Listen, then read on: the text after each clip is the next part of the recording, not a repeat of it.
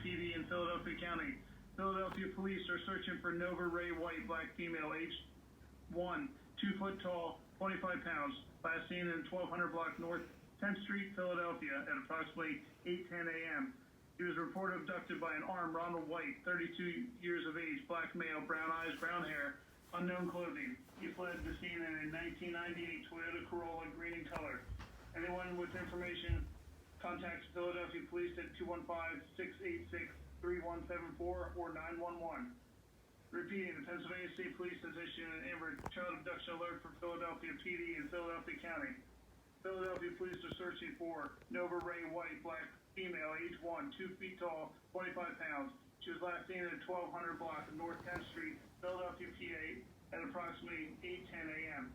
She was reported abducted by an armed Ronald White, 32 years of age, black male, brown eyes, brown hair, unknown clothing. He fled the scene with her in a 1998 Toyota Corolla, green in color. Anyone with information on the abduction should immediately contact the police by calling 911. For more information, go to www.amber.pa.gov.